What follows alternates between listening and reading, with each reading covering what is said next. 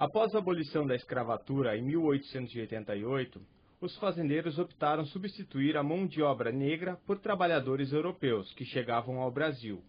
Mas o processo de colonização havia começado antes e foi dividido em dois momentos. Logo que eu iniciei a minha pesquisa sobre os espanhóis aqui do Além-Conte, eu observei que a grande maioria deles provinha do sul da Espanha, uma região muito pobre, uma região assim de potencial agrícola também muito pobre, muito morro, muita pedra. Então, eu comecei a querer saber por quê, qual a razão deles terem deixado a Espanha em busca do Brasil. Então, existem assim, duas razões, né? A primeira é que o Brasil fez uma verdadeira campanha da grandeza brasileira junto aos países da Europa, a fim de trazer mão de obra para a nossa cafeicultura. Não se esqueça que em 1888 nós tivemos o fim da escravidão, ao mesmo tempo que nossa agricultura estava em grande expansão. Então o Brasil foi buscar lá fora a mão de obra para essa lavoura em expansão e para as vagas abertas com a emancipação dos escravos. Nesse mesmo momento o Brasil encontra a Europa cheia de problemas, cheia de guerras, especialmente a Espanha. Um povo empobrecido pela guerra, um povo até que revoltado, triste pela guerra, querendo evitar, impedir que seus filhos fossem convocados, alistados para as guerras, ou em Cuba ou em Marrocos. Então é essa razão, essas duas razões juntas, somadas, que elas vão então provocar o grande êxodo da família espanhola do sul da Espanha, da região de Andaluzia, para o Brasil. E nesse meio, nessa grande leva, então nós vamos encontrar os espanhóis que acabaram se radicando em Sorocaba. O período mais intenso da imigração aconteceu entre 1910 e 1919, quando chegaram a São Paulo 185.326 espanhóis. Quase todos passavam pela mesma trajetória, saíam do porto de Gibraltar e desembarcavam no porto de Santos. Eram encaminhados a várias cidades do interior do estado, como Avaré, Itu, Piracicaba, Ribeirão Preto e outras, para trabalhar nas fazendas de café.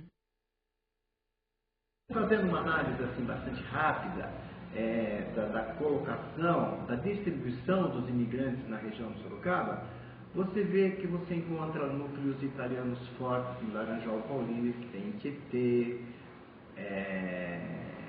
em São Roque, mas núcleo forte de espanhóis mesmo é em Sorocaba. Então, por que essa concentração de espanhóis aqui?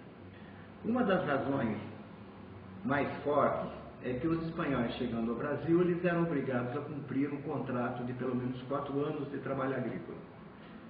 Somente após esse período, esse estágio, que era um estágio obrigatório, como que pagamento pela passagem de vindo ao Brasil, só após isso eles estavam livres para fazer o que quisessem da vida.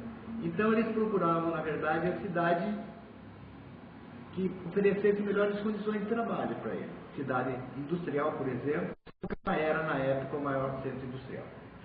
Então eles vinham para cá, empregavam as mulheres e as filhas e filhos, mesmo crianças, empregavam nas fábricas, e eles iam subindo o morro aqui de Votorantim até Inhaíba, até Brigadeiro Inhaíba, toda essa região de morro, eles iam plantar, passavam a semana inteira no mato, plantando, colhendo, enquanto a família ficava aqui no bairro, trabalhando na fábrica. Os imigrantes foram tratados como escravos nos cafezais, fazendo com que muitos fugissem das fazendas. Foi nesse momento que Sorocaba surgiu como a grande chance de uma vida digna. Nessa época, a cidade já oferecia muitas oportunidades nas fábricas de algodão, fábricas artesanais de arreios, couros e artefatos de metal, além das fábricas de chapéu e de cerveja. Existe um outro fator também interessante, e determinante da vinda dos espanhóis para cá, era a Sorocabana. Quer dizer, existia uma ferrovia cortando a área onde eles estavam trabalhando, onde eles estavam em Botucatu, São Manuel, toda aquela região do Sorocabana, ao longo da estrada, as fazendas de café, de cana-de-açúcar, de algodão, Então, a primeira visão que eles tinham, a primeira notícia que eles tinham é a notícia do trem apitando ali naquela região e com a marca Sorocabana. Então é esse trem que vai trazer também os imigrantes espanhóis para Sorocaba. Existem também existiram algumas lideranças na cidade que foram muito importantes para essa colonização, para essa imigração. Dentre eles, você vai encontrar alguns espanhóis que chegaram logo no começo e depois se tornaram os grandes protetores da colônia, e alguns sorocabanos também. E entre eles, o mais importante é o Quinzinho de Barros, que foi 2 vezes prefeito da cidade nas 2 primeiras décadas do século.